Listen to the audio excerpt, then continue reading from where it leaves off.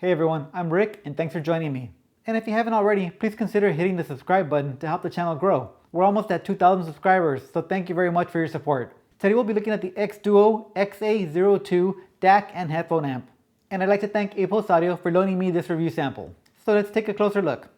Aesthetically, I really like it. It's that classic xDuoo look. All aluminum in a battleship gray, and a very nice red encoder, also in aluminum. On build quality alone, I think it was a $300 unit. On the front from the left, we have a pair of gold-plated headphone outputs, one on single-ended 6.35mm and one on balanced 4.4mm. A beautiful 1.3-inch OLED screen, followed by a pair of buttons, one for menu and the other one for Bluetooth. And finally that encoder that turns and presses. On the rear from the left, we have one set of analog outs on single-ended RCA, and then our digital split-off inputs, one on coaxial and one on Toslink, and these are handled by a Cirrus Logic CS8422 receiver chip.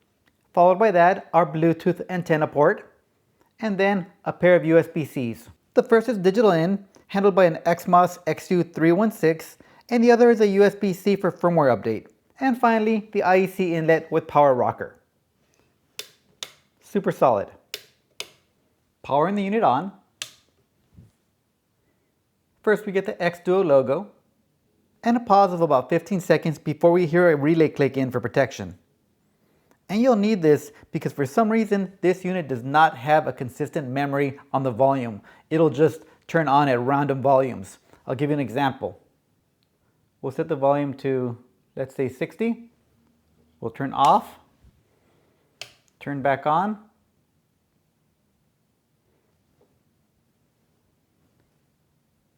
and we're at 99 for some crazy reason. But I get this super inconsistent. Sometimes it turns on at 30, sometimes it turns on to 70. I don't know what the deal with that is. The XA-02 has a ring light around the encoder that changes from a bluish gray to a red as the volume goes up, so I suppose that's a nice feature. And pressing the encoder in cycles through your inputs. And we have USB in, optical, coaxial, and Bluetooth. Hitting the menu button gets us into the menu screen, and we have three options here. The first is going to be your PCM filters, and you have the standard 8 that come baked into the ES9039Q2M. And you can click the encoder to switch these.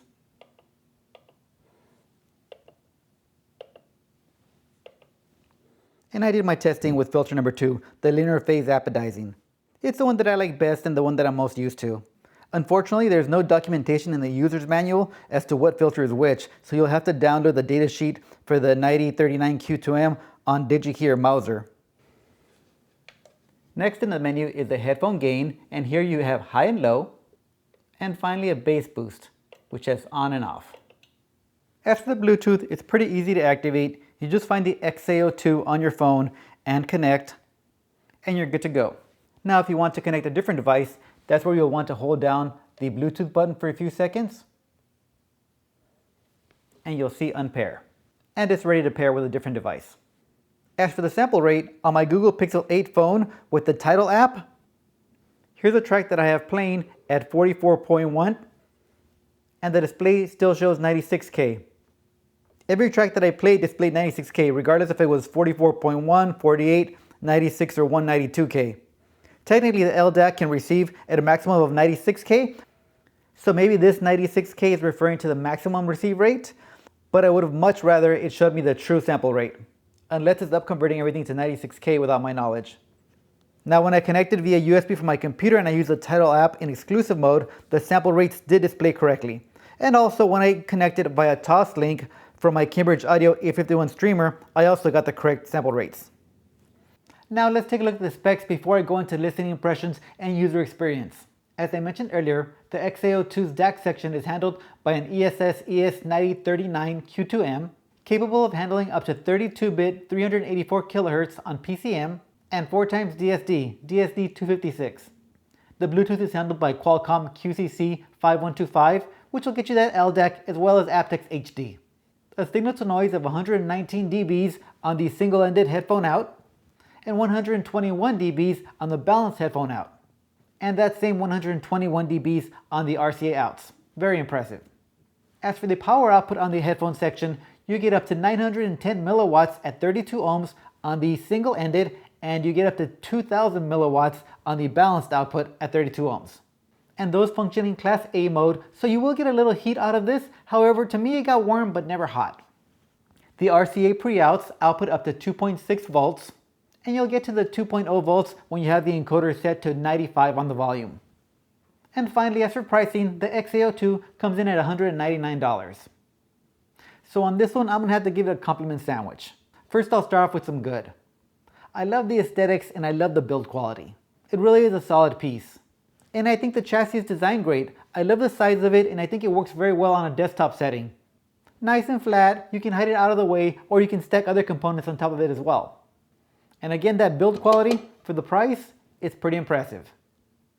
But now onto the user experience. And I think here is where the XA-02 kind of let me down a little bit. To me, the XA-02 just seems unfinished.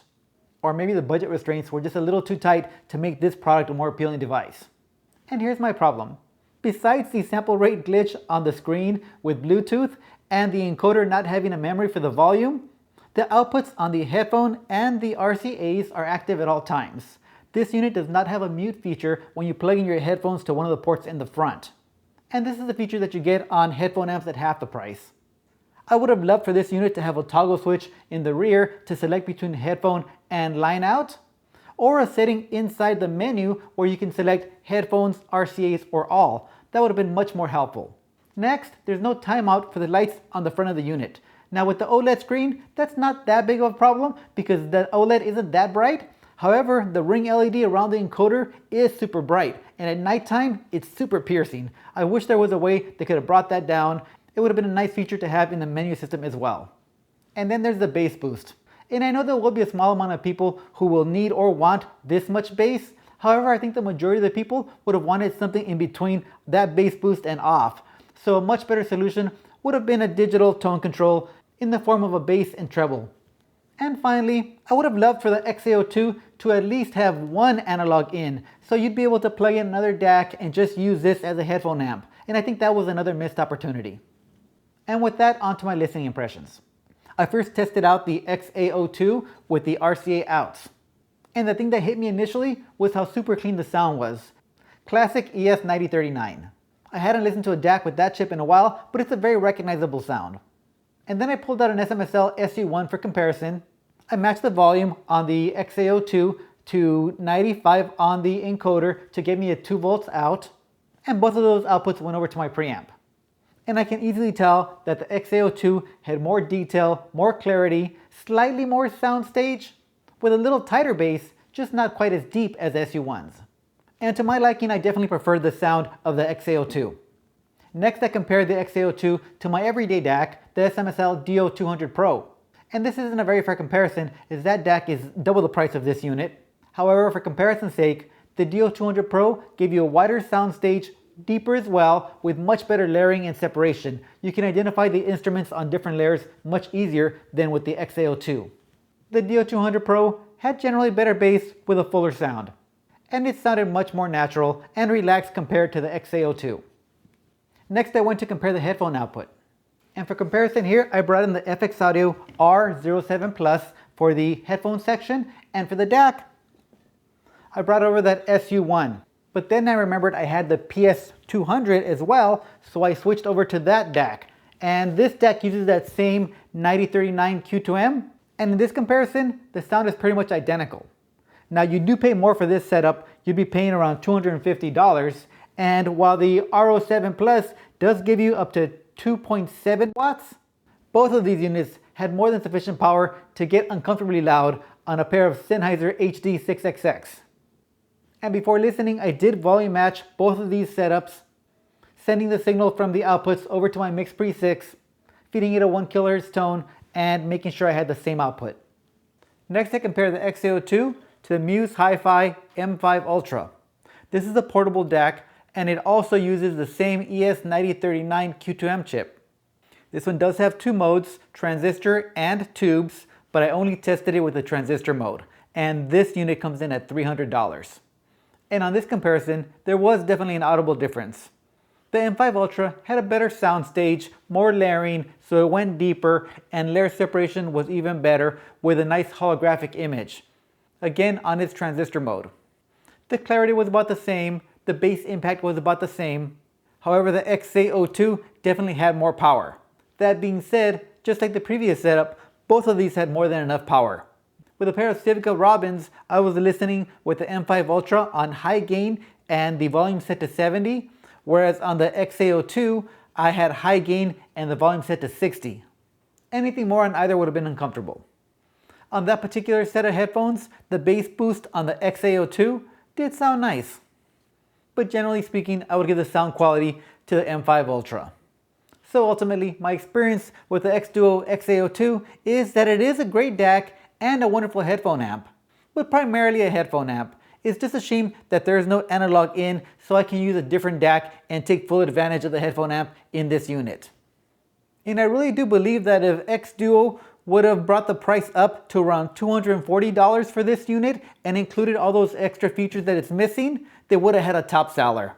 However, if you're looking for just a desktop headphone amp and you don't want to deal with too much fuss and you want something that just sounds great at a fair price, the value is definitely here. Because if xDuoo were to split those two components, DAC and headphone amp, into two separate chassis, there's no way they can sell for $100. You get that value by getting those in this setup and bringing this chassis together. The chassis alone is probably about 30% of the cost of this unit. So the value is definitely there and it is a solid product.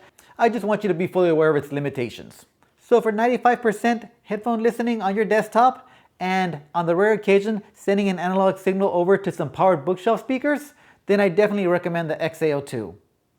I'll have a sound demo and a companion video as well where I compare the analog outs. And on that section of that video, you'll be able to hear the little bit of differences between the SU1 and the DO200 Pro. And on the second half of that video, I compare the headphone outputs, and on that, I really couldn't tell much of a difference with my recording. So if you guys want to listen, please do comment in the comment section and let me know what you guys hear, and I'd really appreciate it. So that's all I have for this one. I want to thank everybody for watching, and I'll see you on the next one.